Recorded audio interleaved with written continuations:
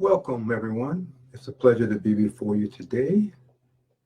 I was wondering what I was going to talk about. I didn't have an actual message, so I decided to inform you of a book I'm working on. You're going to like the title. I wrote it back in September the 16th, 2019. And when I thought about it before I signed on, I said, wow, this book could apply to what's going on today. And it does, in a way. But before I get into it, I'm going to do a recap of some other books I wrote. We all have a talent. We just have to find the talent. Some want to be a rapper, football player, basketball player, and whatever you can think of, but we all must find our unique talent. And mine is writing. I have the ability to look at things and write from what I see. I don't sit down and write a specific title and then write until I finish it. I noticed over the years, I'll write on various subject matters and put it off to the side. And I'll do that for a while. And then when I go back and look through what I wrote, I said, wow, this can be a book. And then I'll put it together. And that's how all my books have came to be. Only 3 books I have wrote. One that someone asked me, it's called Yo My Dog. No, not a book, but it's a little message they were doing a youth gathering. They wanted something that the children can relate to. So I titled it Yo My Dog. You know, when you meet someone, say, Yo My Dog, what's up? And then I wrote one, Buy My Book. You know, Buy My Book. It's a title that's kind of, you think I'm saying buy my book, but when you get into it, it's a book where you and I are the book. So we trying to sell ourselves to whomever. I'm saying, hey, buy my book. Take a look at me. But I have this old saying is that when we discuss things and we talk about ourselves, we actually telling people, revealing to others what's in our book, what's in our table of contents. The body may look good, but we want to know what's up here. So I call that the table of contents when you speak to individual. And those of you who watch my previous videos, you know, I recommend you go to the Hidden Tales of Black Male, and you see in the right-hand corner, hit the subscribe button, comment, and like and share. We give other people opportunities to hear what you have heard. I promise you that when you go there, just scan the videos and you look down the list and you find something that you like. And just watch it, listen to it.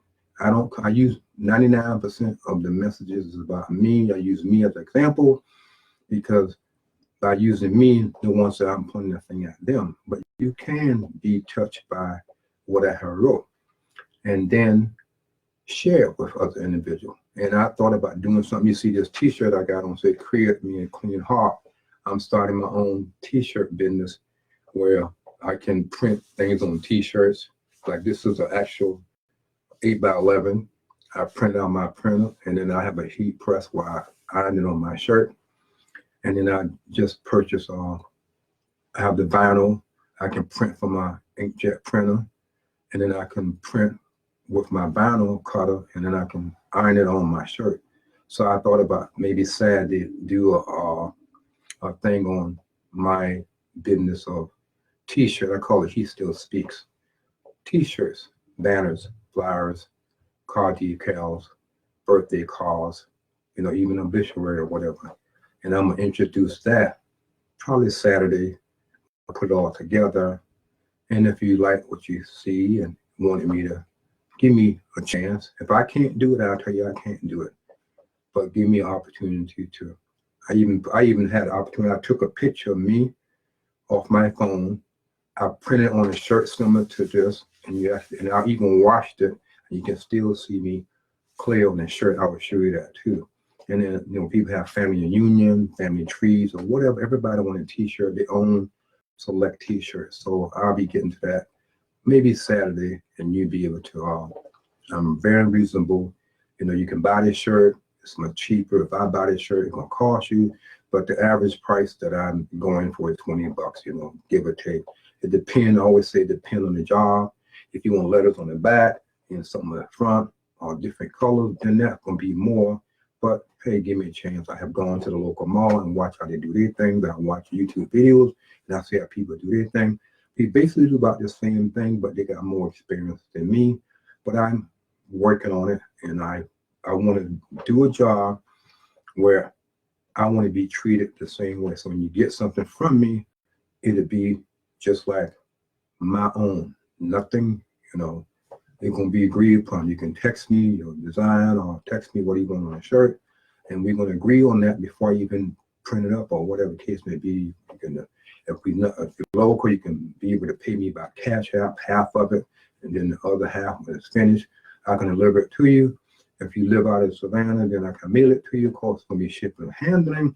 But hey, give me an opportunity to chance, because I have gone to the local mall and see one particular place that deal with t-shirt, and I think their price is $20 per shirt.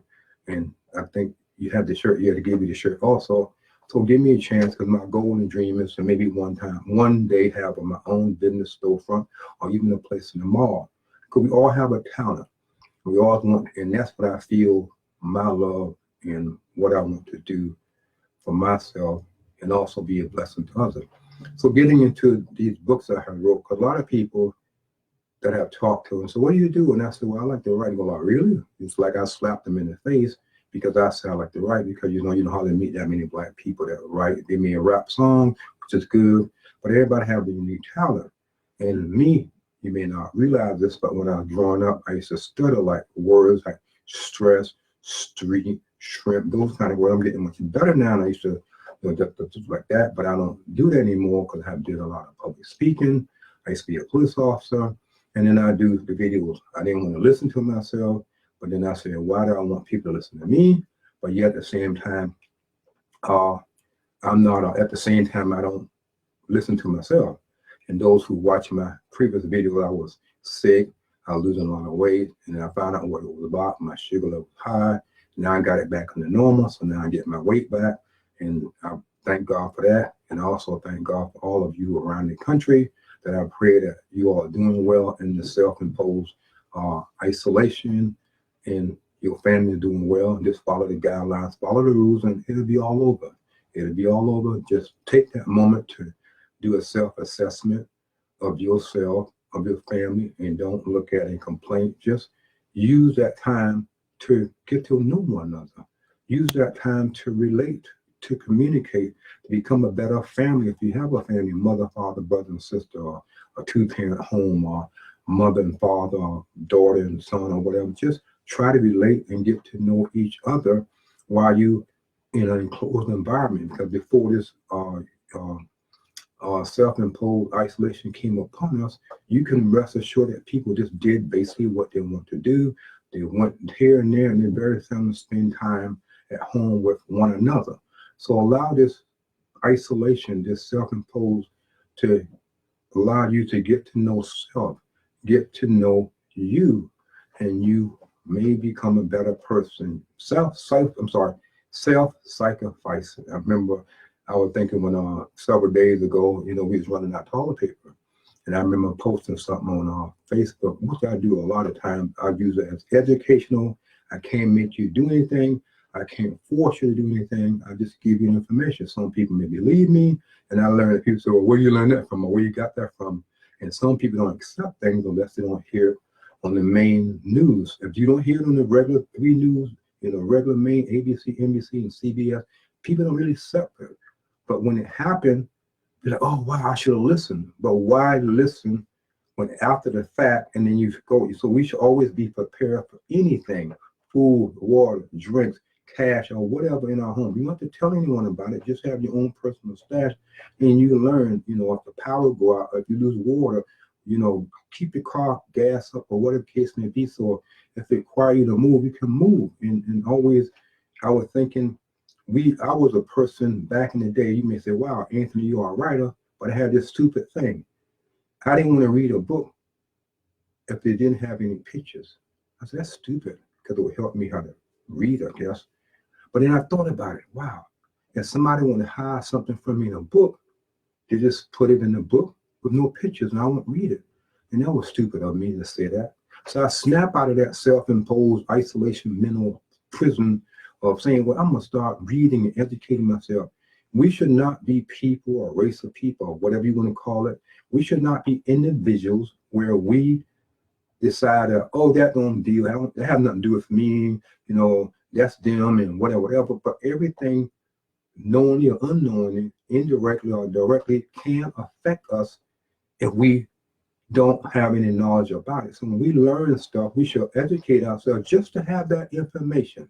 So if something do happen, you can say, wow, I read this, I studied this, I read this, I studied this, and now I know what to do and what not to do.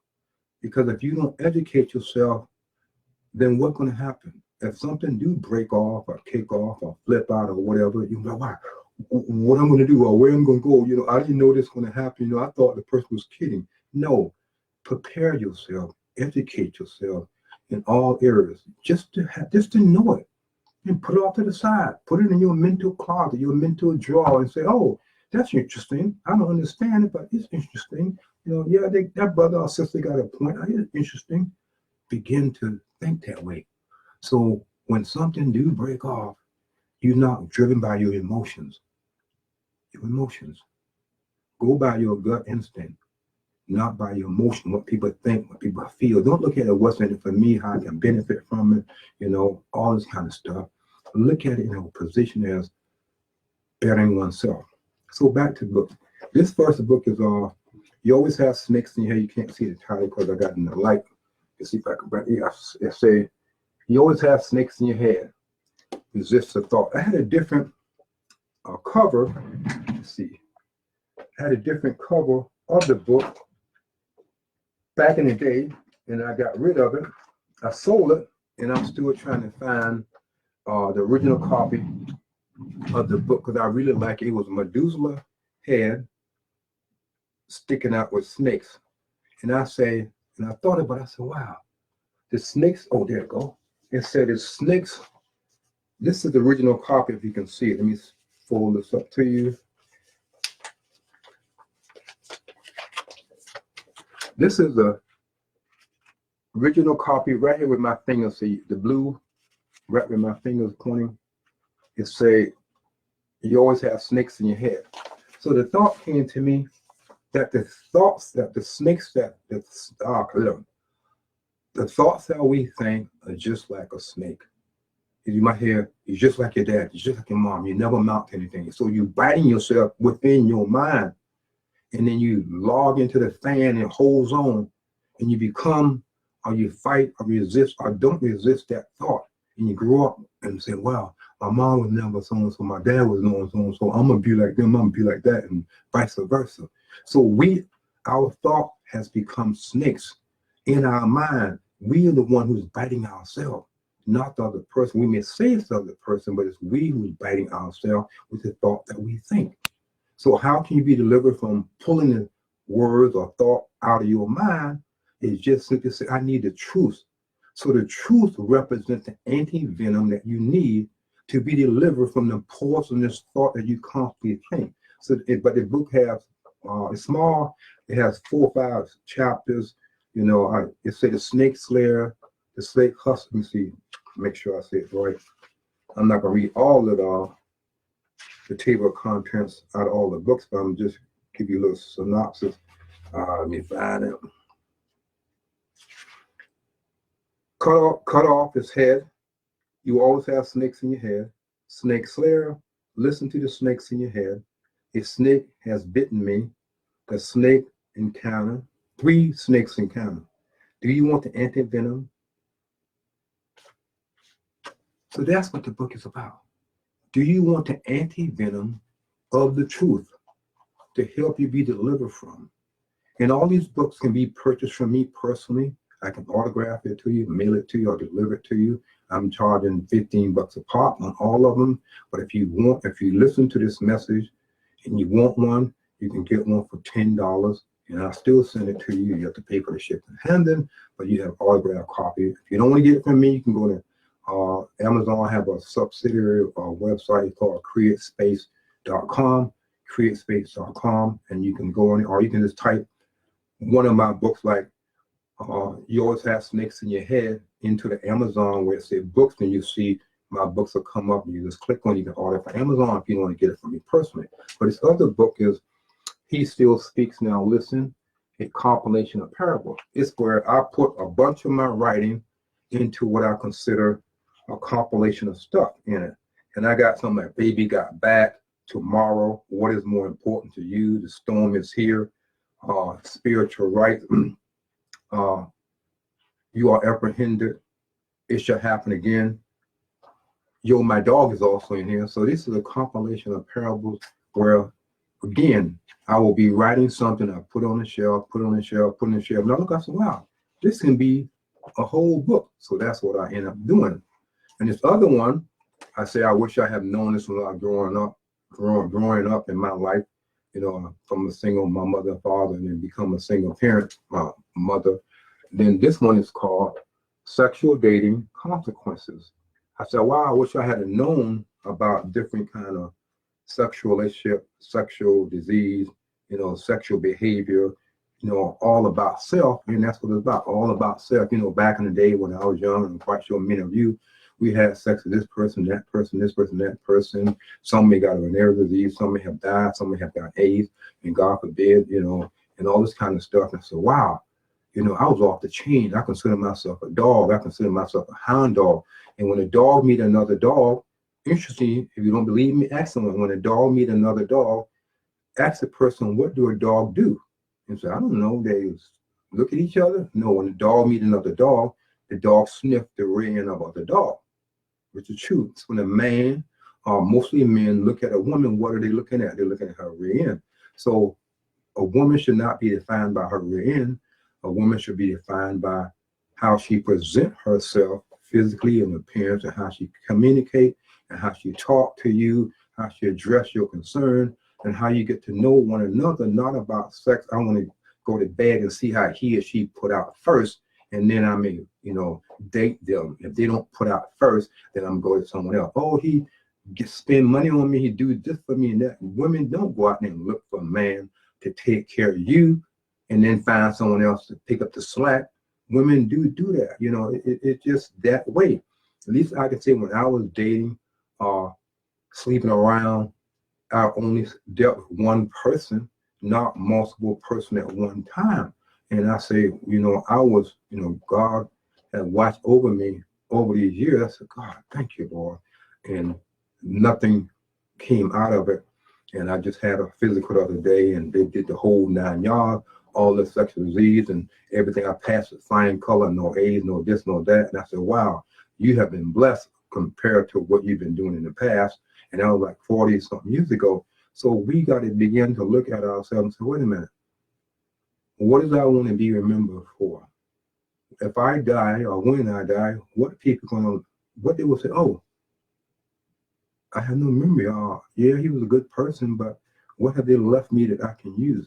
And this one is You Need to Deliver, Escape from the Plantation. This one came, it's called Slave Hustler, Slave, Would Go From There, Slave Always So About.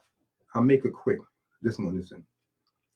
If I, in order to see what plantation I'm talking about, the plantation of my ideas and belief. If I can get you to stay on my plantation of ideas and emotion and belief, you have become my slave, and I have become your slave master.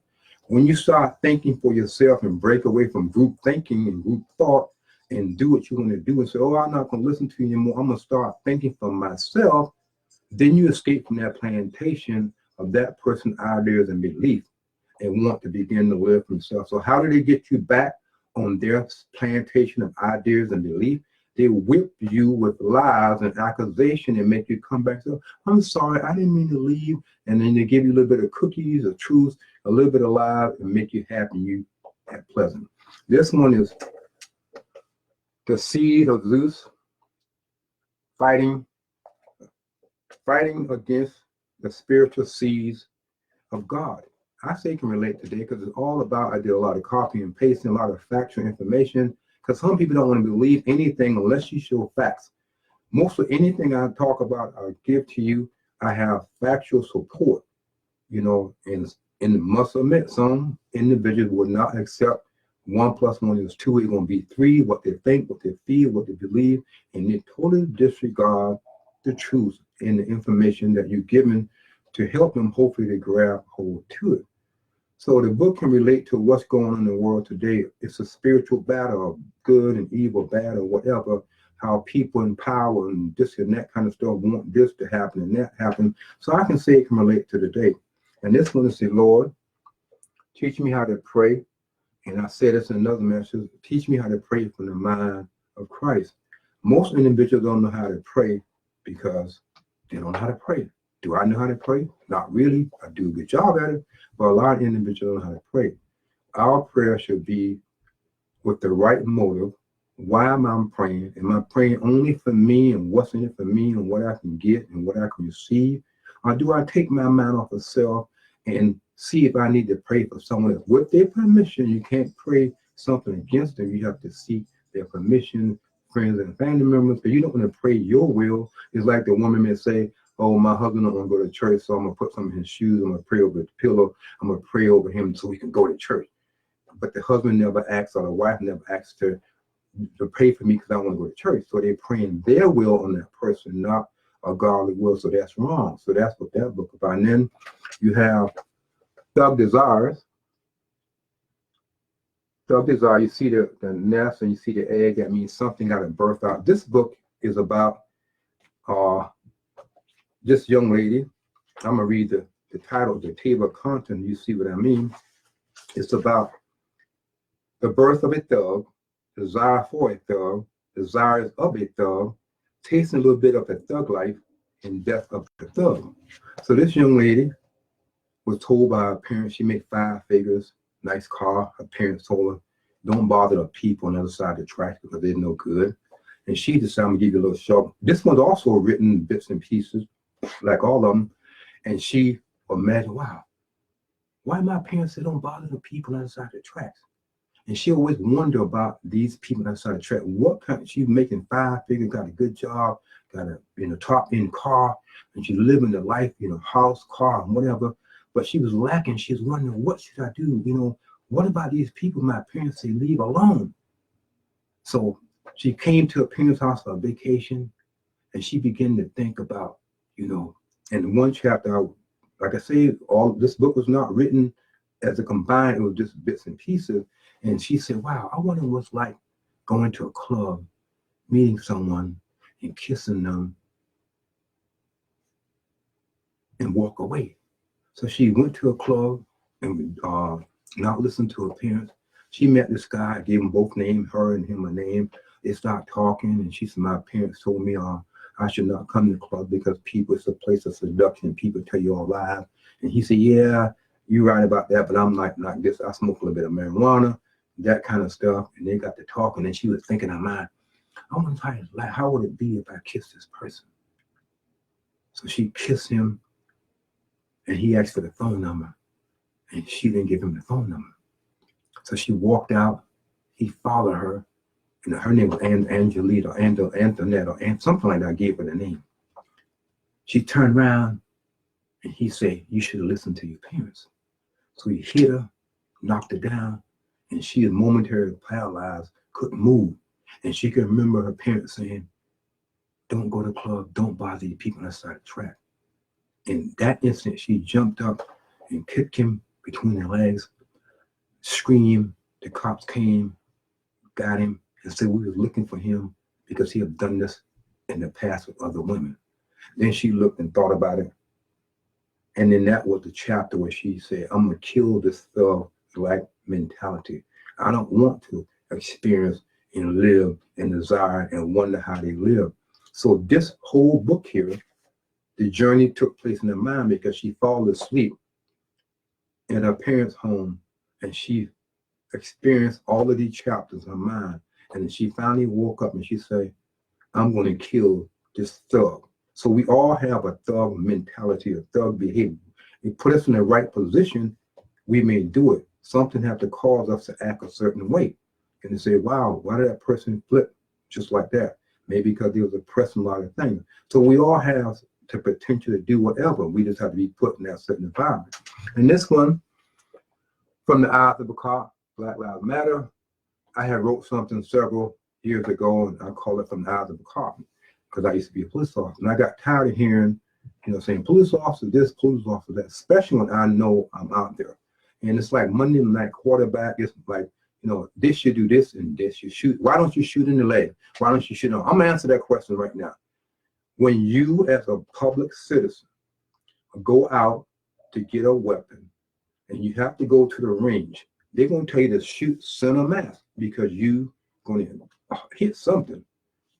They don't teach you to shoot in the arm or the hand or the wrist or the leg because those are moving and you might miss. So that is why people get shot in the chest. Very rarely, they might get hit in the chest, and if they're moving around, if it's an automatic weapon, yeah, they might get in the arm and leg and whatever. But mostly when you go out to any pistol range, they will tell you to shoot center mass. So that's why they don't teach police officers or even a general public shooting the arm and leg or any limb. It doesn't work.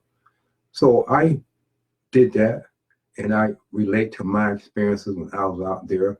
It's good to look at police shows and get some understanding of what really happened. But when you're out in the real world, I've been shot at before. I've been in fights before. I got in more fights off duty than I was in person. So when you know the law, when you educate yourself, you know why. I throw this one out there. When the officers say, I got another channel called Behind the Badge, See What I See. That's my other YouTube channel. Behind the Badge, See What I See. I want to show you, bring you into the world of what I see. And I want you to see it from my eyes to relate to what I see, not what you think based on friends and family members and emotional driven news, but what do I see when I'm out there? What do I experience? How do I feel behind the scene? Yeah, the news show you this and that on TV, but they don't give you the backstory to what led up. I remember reading someone article say, an artist saying, I want to know, yes, they're killing and shooting out there. I want to know the story before it happened, and I want to know the story after it happened. Yeah, we got the shooting, but tell me the story. And sometimes it can be very nasty that we don't want to hear the story. So I wrote that particular chapter, see part of the book called From the Eyes of a Cop. And then Black Lives Matter came on the scene. And I said, wow, I'm going to put it together. So I titled From the Eyes of a Cop, Black Lives Matter. You think you know what I'm talking about, but you don't, because I give a lot of factual information, story that I went through, information that you can do your own research in. And then I even create a shirt, similar to that, but I add something to it, and some people take offense to it, and people say Black Lives Matter. And who am I to say Black Lives Matter? Who am I to say this person's life matter or that person, because I'm not God? When I selectively pick who life matters, does that mean I want to kill the other person whose life does not matter? When someone say that my life matters, your life matters less than mine because of your color, your skin, where you're growing up, or whatever. So I'm going to make it very simple. All lives matter because God is the only one knowing we're going to die.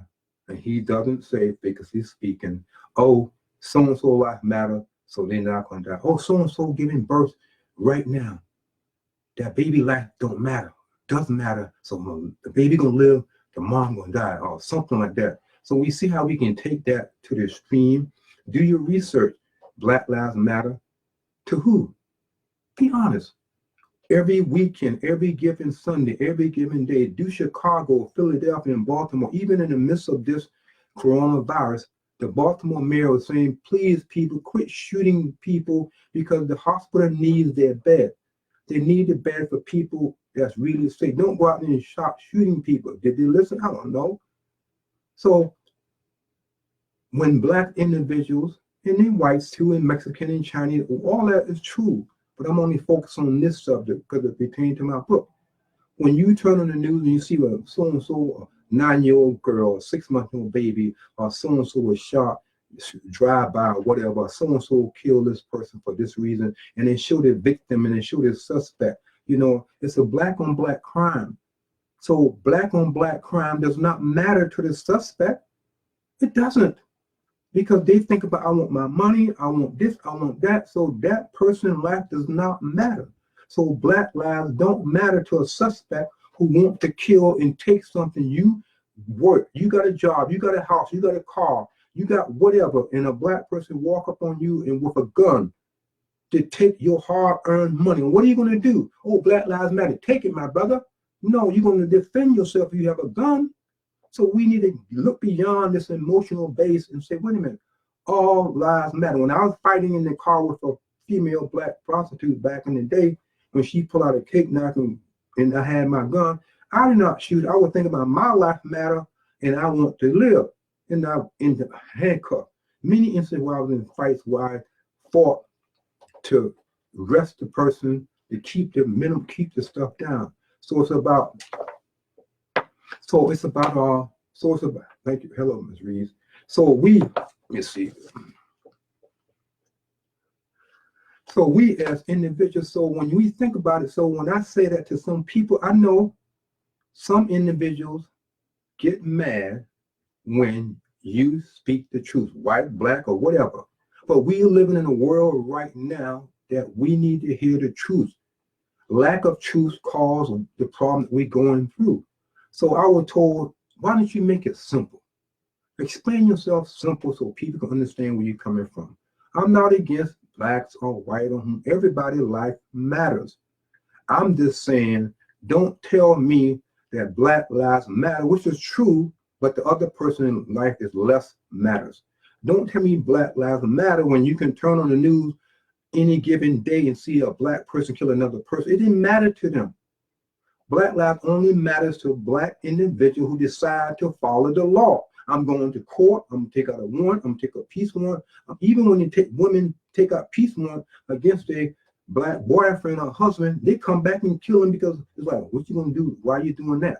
So when some blacks go to court and try to seek justice, they may be retaliated against the person they're trying to get justice applied to. So don't tell me that. So I have a bone to pick. So when people say Black Lives Matter, yes, all lives matter. But don't say that Black Lives Matter exclusively to us when other blacks are killing other blacks, because it doesn't matter to them. This message that's going out right now, I know it's going to offend some people. They don't want to hear it because it's a black person. So well, you putting down people down. How am I putting you down if I'm saying 1 + 1 is 2? How am I putting you down if I'm speaking the truth? We need to live in a world where people start speaking the truth regardless of color, skin color. Truth is not white or black or male or female or whatever your preference is today. Truth is truth. If we start listening, go beyond our emotion, what we think, what we feel, what we want, and say, you know what? That is the truth. It's not about me. It's about truth. So when it comes to Black Lives Matter, look at their research, look at their website. You will see on their own website, they don't protest black on black crime. Go look at it for yourself. I was shocked to see that. They do not look at what they believe in and then come back to me and say, okay, you're right, Milton, but go look at what they stand for and what they will protest. I did it because I had to do a paper, thesis statement, argument when I was in college last semester. So do your homework. And I didn't know that. So when we wonder why something's not happening, this is not happening, then we should do our homework and say, why? So my thing, so this book here give you factual information that you can research yourself and say, wow, I didn't know that. Oh, really? And then I'll throw this off aside. I read something a couple of days ago, weeks. It said some public school, I don't know if it was Chatham County or some public school system, decided that we should not teach black education, history. The bell should go off in here and say, why? Why you don't want to teach black history? The obvious reason to me is they don't want black individuals to know their history. A lot of invention that we have right now before us was actually created by black inventors. Do your homework. Look up the 100 black inventors, and you see the washing machine, the hair comb, all kind of stuff, the curling iron, the ironing board, the light, the heart machine, the stoplight, all kind of stuff. Black individual invented it. But if I never tell you and you never heard of black individual building and creating stuff, you think that we are a race of people with no identity, no whatever, just a group of people out there to be used by whomever. And that's sad. So I say, wow, why is it that we don't want to? Why don't we as people don't? It's like, let me say, I was talking to a friend. You can get the Mexican the Indians, and all these foreign people come to America. They live in a house, they earn all this money to send it back home, or they put it together and they build a house, or they get a store. Us as a race of people don't want to work together. If you put money together, what happens? Somebody might spend it. Oh, the money looking good. You know, we got to keep this for a year, and it's take from it. So it's not about, and I thought about it in the days of Martin Luther King. Listen to his speeches, listen to his messages. He said, don't judge me by the color of my skin, judge me by the character and the contents. So we should look at people on what they're doing for society. Now we have people all about doing for themselves, all about them, about them, about them. Those who say they speak for us, do they really speak for me? I was told when I was in Colorado that the way I talk and the way I express myself, I'm not black. And I said, what do you mean by that? Because I'm not agreeing with this thinking. I'm not agreeing with the group black thinking. I'm not agreeing with, woe is me, they did that to me. I'm not having nothing against Black history. Black history, you can learn a lot, but tell me everything. Tell me that white individual was hung also. Tell me that white individual helped blacks to read, helped them to escape, did a lot of things. It's two sides to the story. But if I leave one side of the story out, I have an agenda to keep you in my own plantation of ideas and beliefs. Like I mentioned in the other book I had. He Still Speaks Now, Listen is another one of my channels you can go to and look at other videos. So that's what this book about. It's very good. And the last one I wrote, The Hidden Tears of Black Male. The Hidden Tears of Black Male. They got some my experiences,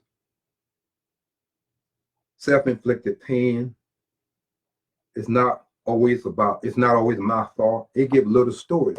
So when I said The Hidden Tears of a Black Male, if you saw me crying right now, you say, Anthony, he has a problem because he's crying. What's your problem, my brother? So what are the hidden tears that other people, any race, can be showing?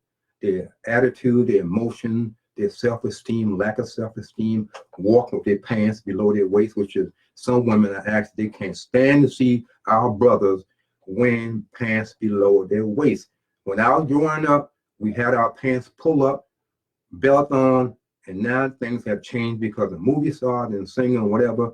But I have talked to, when I was in the school system, working part-time, a lot of people don't, I know that history kind of sort of, it happened in prison. I used to work in a maximum security prison, and I did see this behavior with people with their pants below their waist, and they had two pants on. What they was telling other inmates who was interested in them that they have been bucked. That's a slave term, and they are available because in the prison system, if you're not getting money from your in-laws or family members sending you money, then what do some people resort to? The male relationship in prison for Twinkie or food or whatever, or they borrow money from someone who got money and can't pay it back, and you see them walking around with a black eye. So what happened, man? I just fall down. No, you didn't fall down. You got hit in your eye. So I've seen this stuff, and I have talked to inmates, that have dealt with this while they was in prison. And then someone sent me my Facebook feed, showed me, say, hey, brother, this go way back. So I said, really? I didn't know this. They showed me, it's on one of my things, it showed me that back in the day, during plantation era,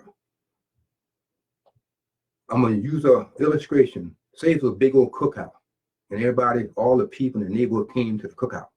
And it was a tree stump in the middle of the cookout. So say if you have this big old brother, like we have some people today, quick off the mouth, do a bottom out, knock you out, and these young people that think nobody can't tell them nothing.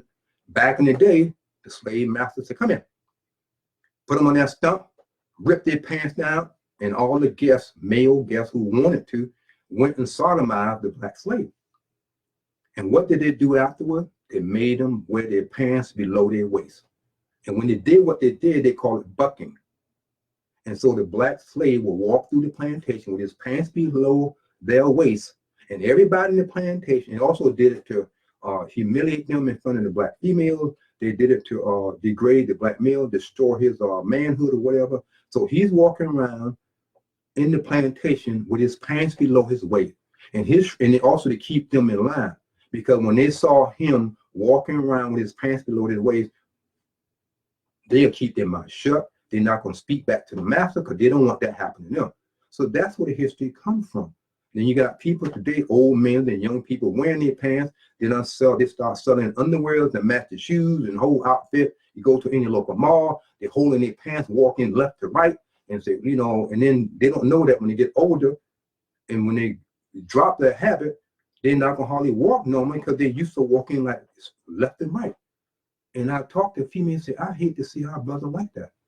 And they don't say anything to this. It has become accepting because it came from TV and movie. And I say, you wouldn't be surprised. You may start seeing men wearing dresses. Nah. You didn't think you see men wear their pants below their waist. You probably start seeing men wearing dresses that say, oh, if they can wear my clothes, I can wear their clothes. It makes it easy for me to go to the bathroom, making me have sex, or whatever you can think of to justify you wearing a dress. So now they sell you $20 underwear to match the person, and they think it's cool. Yeah, I'm representing. Representing what? So when I meet someone, I have an opportunity. I say, why you wear your pants? Man, I'm representing what? Do you know the history? Yeah, that's not me. What if someone come to you thinking you like that? Well, me and them going to fight. Then why put yourself through that? So I thought I'd throw that. So when you educate yourself, then you won't fall for all this mess that's out there. And if the ministers in the churches and mothers and fathers, if the child is underage and the parents are buying them clothes and they leave the house, they may leave with a belt on. When they get out in the public, they drop the pants, then that's not good. We as parents should be in tune with our children, how they dress and how they carry themselves, because it goes a long way.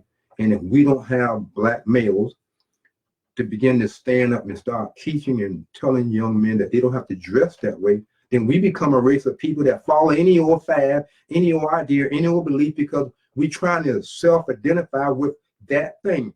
A new pair of shoes that cost $200 and you don't have health insurance, you don't have funeral. You die, you want to do a GoFundMe. So a $200 shoe may make you feel good, and you have the whole matching outfit.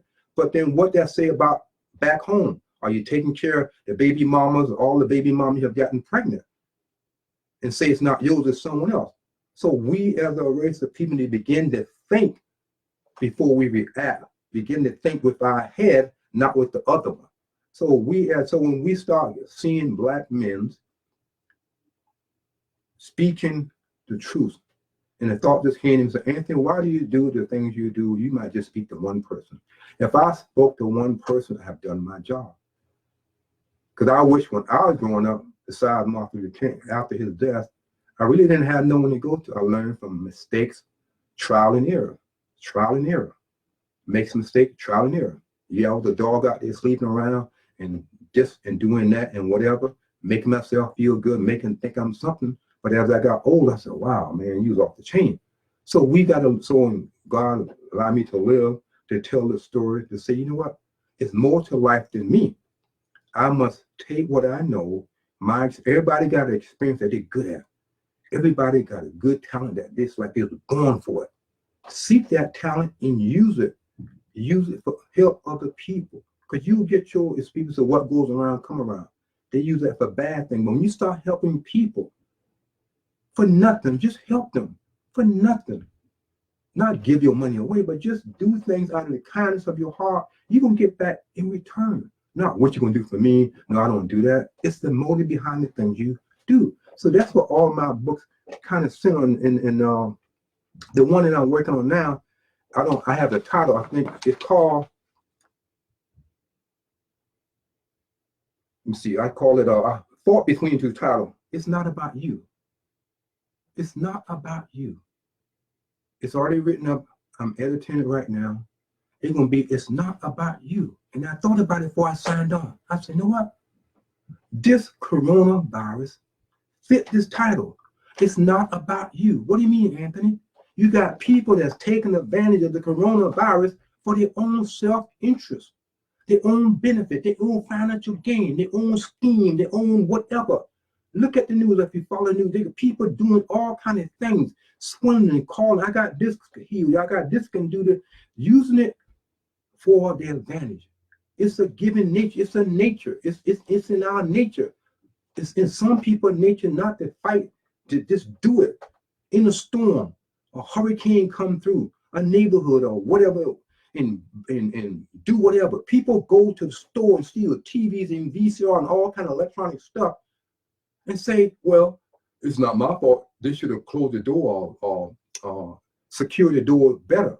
But you're stealing somebody's stuff that support their neighborhood because you're taking advantage of a storm. When there's a riot, when there's a shooting in the neighborhood, you go burn down the store that's providing food and drinks for you in the community. And you justify it because I'm black and they did that to me, did that to me. What that got to do with the dead victim or the injured person when you go steal tennis shoes and electronic stuff? Did you really get away with it? Yeah, you got away with it because the police officer didn't rush you, but the sowing and reaping going to follow you. So that's what this book about is saying, hidden tears that we can see with the pants below their waist, the alcoholism, the abusive, or whatever you can think of that a person is, because whatever we do in the dark will come out in the light. So this book here, say, it's not about you. It is not about you. So in the midst of this coronavirus, try not to make it about you. It's the motive behind the things you do. Yeah, I'm to help you, but you got to pay me for this. I will help you, got to give that. No, it's not about you. Take a mind. If people start thinking in that mindset, we will have a better society because they won't be thinking about themselves. That person helped that person, that person, that person. And it started changing, like somebody saying Chick-fil-A one time, pay for someone's meal behind you. And then they pay for the next person, the next person, next person. It's not about, oh, I don't really want to pay for their food because it might be, more than what I'm paying for my food. It's not about you. So when I was going through the titles of this book, you would think that I sat down and wrote this book pertaining to it's not about you altogether. But no, my friend, it does not come out that. I yearn, these are the titles. I yearn to be touched. Not sexually, but I yearn to be touched. What is in the hug? What is in a hug? What is in a hug? When last you hug someone, just to hug them, and it has nothing to do with sex. What is in a hug? You greet someone. What is in a hug? I yearn to be touched. Do you have to be touched physically? You can be touched here with truths and information. Die to self. Die to what you think you know to be the truth. If it's not the truth, die to it and begin to live the truth. So we must die to self and start thinking for others. And then the other one, a funeral that you go to is for the living. Think about it. When you go to the funeral, the dead person is in the coffin. You go there to say your respects, and all that is well and good. But it's for the living people who come there. People who come to the funeral is for them. What you mean? For them to think about one day they're going to be in that coffin, in their own very own coffin. But you got people that go to funerals, still hate each other, can't talk to each other. They see you and it's like you dead. You come to pay your respect to a dead person in the coffin. You friends and family members and brothers and whatever case may be in that group of your condolences, you look them in the face and you need to say, hey, brother, hey, soul, hey, cuz, hey, mom, whatever. It's like, they're dead to you. They're actually alive sitting in the chair across from you, but they're dead like they're in that coffin. So a funeral is for the living person to begin to say, wait a minute. Yeah, I have something against, even if you have something against the person in the coffin, forgive them, forgive yourself. If you have something against the people that's there, the funeral is there for you to say, wait a minute, why should I carry this to? It's like some people go to their grave before they will forgive. They will take, well, they got to forgive me first, because I ain't not going to forgive them. I forgave them, but they didn't forgive me. No, it's about what we do. What we responsible for. Forget them, forgive them. So you know what? No, I'm sorry about the conversation I said 2 years ago. I'm not saying run and tell everybody you can think of. The opportune moments, if God, as you know him, leads you to say. Don't spend your life trying to forgive everyone. You can forgive it in prayer. But if something that you know of that's affecting the relationship, in the relationship, you know what, brother so-and-so, sister so-and-so, cuz, niece, nephew, whatever, you know what? I knew we had a different opinion, but you know what? I'm doing this for me. Not for you. I did it with my children. I did it with my ex-wife, and say, you know what? I'm sorry what I did. I'm sorry how I communicated. I'm sorry, whatever. Was it easy? No. But I had to do it for me. Because when you hold on that kind of stuff, it can affect you emotionally and mentally and physically. Doctor tell you a lot of sickness comes from holding unforgiveness in your heart. You know, you say, well, you know, whatever. So that's that part about. A funeral is for the living, not for the dead person. The dead person don't even know you're there. They don't even know you're there. They're in that coffin. But yet you sit there having a bitterness against another family member, friends, or associate, or ex-husband, or ex-wife, and I'm not talking to them. They be laughing. Oh, I go to my grave before I say that. Okay, what you just said. I'll go to my grave before I forgive them. You might go to your grave before they do. So watch what you say, because you may reap the consequence. Everything we say, we reap it. And the other title is Cremate My Love. It's like in a funeral, people say, I want to cremate because I don't have enough money to have a funeral. So they use the cremate and method. Amalgam, short enough, you have a relationship, you're in a relationship, say, leave me alone, forget about me. I don't have nothing to do with you. Do whatever it takes to forget about me. So that's what cremation love about. And then I go in and say, who are you to tell me what I need to do with my love? Are you gonna help them say, are you gonna do this and cremate love? Are you gonna stand on, yeah. When they finish the cremation, they put the ashes in the urn. And in the chapter, the book goes and say, are you gonna be there waiting to get the urn for my ashes? You know, why are you making a big fuss over my cremated love? So you say, leave me alone. I don't have nothing to do with you anymore. So it tells a story. It goes from the physical cremation, then it say, I'm the one on the incinerator of my mind, need to burn up my thoughts about how I feel about he or she. So if we are going through relationships or been through relationships, we need to say, oh, what? I need to put this into the incinerator of my mind with the truth as the fire and burning all these bad thoughts out. Because when you start burning, you think, I'm a Christian. Oh, yeah, I'm a Christian. Oh, yeah, I'm a Christian. Pray all the day, go to church. Oh, yeah. But your mind set has not changed. Do we think that God don't see everything we do and know what we're going to do when I go off the air? Do he not know what I'm going to do 5 minutes from now or 10 minutes from now, whomever? He does. We think it's secret because our friends don't know. So we must cremate our love for the things out there. We need to cremate our behavior, relationship, behavior. Whatever you can think of that's not producing life, you need to start cremating it with the truth, burn it up with the truth. And the last one is last will and testament. You leave a die and you leave a physical will and say so-and-so can get this, so-and-so can that. And that's fine. But what else did you leave? You left a nasty attitude with other people that you didn't include in the will, not the physical will, but when you go on and they remember you because they've been to the funeral, but you left them with a bad taste in their mouth. Oh yeah, man, you know, he was so-and-so, she was so-and-so, you know, and some people say, well, I'm glad they're there because, you know, they wouldn't stop, they hurt me and I went through this, I went through that. You know the story, they go on and on and on and on. So we as fathers and mothers, we can leave an everlasting impression on our kids, on our friends, on our family, on our wife or whatever. So we left them a separate spiritual will or behavior. You're just like your dad, you're just like your mom, you're just like so-and-so, you never amount to no-and-so. That's why so-and-so died, you're just like I call it. All this kind of stuff, we throwing out that will and statement on that person's wrong. So that's why I said, I yearn to be touched. What's in a hug? The tree that bends. Oh, the tree that bends is that I say you and I can be like a tree. The wind blows the tree leaves back and forth. How do you know which direction the wind is blowing? Look at the wind, the leaves on the tree. So we, as human trees, I call us, need to bend sometime. It's not about I gotta be right. It's not about that I gotta always be right. Sometimes you gotta count the cost. You know what? I'm through with it. We're not getting anywhere. You know, don't say agree to disagree. Please don't say that. Why not? Because when you say I agree to disagree, Both people walking off thinking they're right.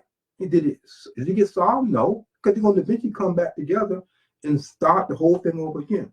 So sometimes it's best to say, husband, wife, I see that we can't communicate. We need to just drop this and we talk about it tomorrow or whenever. And husband, don't say, well, we're going to drop it, but we're going to have sex. Sex is not going to solve the problem. Because when you have sex, she may make you feel good, but the problem's still there. Don't use sex to try to solve a problem. Women don't withhold sex because you're going to teach them a lesson and say, well, I can't get my way that I won't sleep with you, married woman, or vice versa. Or the husband or wife say, okay, you're not going to sleep with me? Hey, baby, what you doing? I'm lonely. Got some issues in the house. Can I come over? Don't have a backup for the backup. Some brothers have backup to backup to backup. Women have so-and-so, so-and-so, so-and-so. Or you got relationship people actually told me, yeah, I knew my man is cheating on me, but as long as he paid the bills, I just looked the other way. Vice versa. Yeah, I know my old lady, she not putting out whatever putting out means or don't want to be involved anymore. And I found out it's better to keep her. It's cheaper to keep her because I'm not giving half. I just tolerate it and then have me a backup, and whatever. And this reminded me, I saw the show called Cheaters. This black couple married. She called Cheaters and said, I think my man is cheating. Why do you think that? She said, because he's doing stuff that he never did when we was married. He started buying different clothes. He started dressing. He started walking like he got different his step, glasses and whatever, and cologne and going out. And he started a whole different demeanor, about himself. So they followed the brother around and they show, in different positions. He's squeezing the woman's butt and kissing in public and in the car, doing whatever you can think of. They both had to go down, or his head went down, or she went down, or whatever, something like that. And they had it on tape. So when they finally made a day, they catch him. The only thing he fussed about, why you did this to me? Why you did this to me? You got these white people with these cameras following me and stuff. It's not what you think. It's not what you think. We just friends sitting in the car. It's okay. What about the iPad? That's not me. That's not me. Like, hey, brother, I look at the show and I see it's you. So he denied it. He got mad with them, what she did. He didn't say, I'm sorry, I shouldn't have done it. We have marriage issues. And then at the very end, he said, I'm going to marriage counselor just to make her happy. What did that tell you? I'm going to marriage counselor just to make her happy. He was not in it 100% into making the relationship work. So what I'm saying all this for, so when I read all these titles, you would think I sat down and wrote it all together and came to kind of know months. And I look back and say, wow, this can be a book. And if you notice, everything I said does flow to each other. It flows together. I yearn to be touched. What's in a hug? The tree that bend. It's not about you. Die to self. A funeral is for the living. Cremation, love. The last will and testament. So that's the book. And when I'm finished with it, I'll pick a nice cover and you'll know about it because I'll throw it on Amazon, createspace.com. So it's my prayer that what you heard tonight will be a blessing to you. It's on Facebook, and I'm going to copy it and throw it on my YouTube channel, allow other people, because some people don't want to go to YouTube and vice versa. Well, all that, if I touch one person, I've done my job. All the books that I said, Hidden Tears, From the Other Cop, Black Lives Matter, Thug Desire, Lord Teach Us How to Pray from the Christ Mind, The Seed of Zeus, You Need to Deliver, Escape from the Plantation, Sexual Dating Produce Consequences. He Still Speaks is a compilation of subject matter, and you always have snakes in your head. So when I look back at these books, I said, wow, you use your talent. And I have writings right now that I can pick up and read it. It'll bring tears to my eyes. And I'll be saying, Anthony, did you copy that from someone? But it didn't. Did you write? Some people think when I write and say things, I wrote it because I heard something within the last 24 hours. No, I got a lot of stuff that I have written that you think I did that, but it actually applies to what we're going through now. So if you like what you heard, all I ask you to share with other people. Go to my channel, The Hidden Hills of Black Male, and look at any other videos and see what you like. If you like this one, you can subscribe. I'm sorry, you can make your comment. Say, hey, man, your friends or fans, say, hey, man, I want you to listen to this brother, man. He was hard hitting. You know, he was speaking like this girl told me one time. She said, what she called me? She said, you are, what did she say? It wasn't a bad thing. She said, not off the chain. Something she called me, not on the chain, straight to the point. Something she said that fit. She said, you know, in other words, she was saying that she liked what I said. It needed to be said more often from other people. If other people say what I say and not be afraid because of the color of your skin, and it's not about offending each one, because anything I just said, if you take it to be offending to you, then you might be doing the very thing that I just said. Because think about it. If you're not doing what I'm saying, it's not going to bother you. You're going to say, but if you're doing any part of what I'm saying, it's going to make you mad, make you angry. So who is he to say that about me? I don't know what you're doing, but I'm just being used because I feel that is my life. I lived a life for me, and I feel I have something to offer. So when my time comes and things happen, people can say, I remember Anthony. He gave some useful information. I didn't like what he said. I listened to some of it. I applied it to my life, but he was straight to the point. We need to hear a lot of straight to the point. And I close by saying I did a series of messages about Black women. You deserve better. Because I said, and I said, wow, Black women will do their best to provide for their children. 2 and 3 jobs and go to school. Then they meet some, I learned this, I call it what they call it a hobosexual. A hobosexual. What is a hobosexual? It's a man who don't have no place to stay, limited with his parents and father, sleep with his homeboy, sleep with his friends. So he's really homeless, but he's hanging out with different friends. So you go out and say, I'm gonna find me a girl who's working. She got her own house, she got her own apartment, she got her own car. I'm gonna tell her the thing that she wanna hear. I'm gonna have a little sex with her, make her feel good. And I'm gonna say, baby, can I still go one night? Come on, babes. Yeah, you're welcome. Then all of a sudden you start moving and moving and moving in. That is a hobosexual brother or sister. They move themselves in. That's a term I learned from someone sending it to me. You can Google it. Hobosexual. It's someone who don't want to be homeless. So they would do whatever to move in with a woman or a man because they don't want to be homeless. So you have that hobosexual man living in the house while the woman going out on jobs, providing income, food, grocery, electric, power, whatever it may be, and he's sitting in the house sleeping. God forbid if there's a Nintendo game or Xbox, or he going out with friends. She come home, no meal cooked, house is messed up, bed messed up. Yeah, baby, I'll just, might lie and see you looking for work. Or I'm going to look for work, but I fall back to sleep, Clothes need to be washed. That's a hobosexual. So there are women right now who are living in a relationship with a hobo, because they can't go nowhere. So they're going to tolerate you. They're going to tolerate you and have a sweetie or a brother on the side. Because they know if they leave you, where they're going to go. Mom and dad may not be in the same city. They can only stay with, so they may not burn their bridges, staying with other people because people see how they are. So women, so my series of messages, for you go listen to the message, women, you see, it's a series of different messages, different topics. I don't know why I'm deciding to throw that out. It's a hobosexual male, a hobosexual female.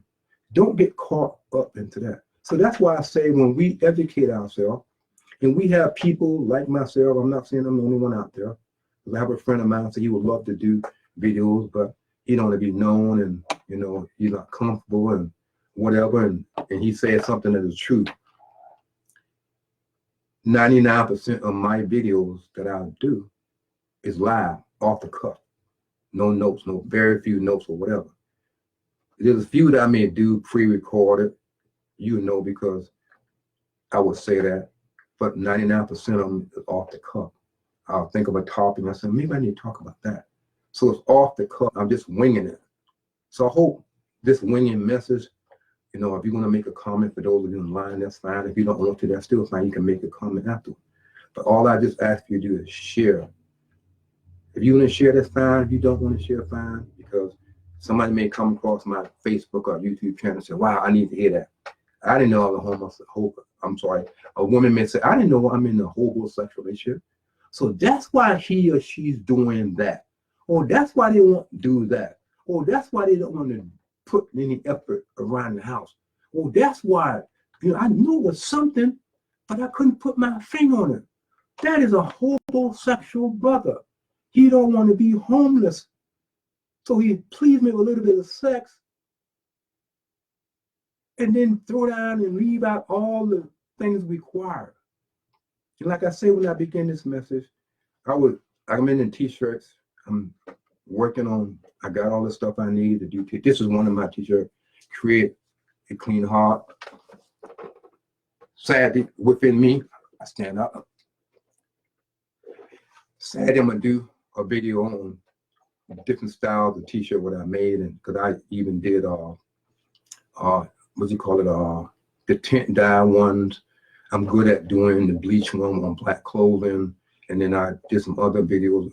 Other t-shirt where I use my vinyl, because I mostly use vinyl on my t-shirts, and then I use the one where you print on the paper and you iron it on the t-shirt also. And I mentioned I did one with me on the front of it where it showed my picture. I even washed it and then go anywhere. This right here is just the paper that I printed on from my inkjet printer and put on a black t-shirt, and you can wash it and it won't go away. You just have to wash it in cold water and then flip it inside out. So I will do a video on that probably Saturday, you know, if I get put it all together.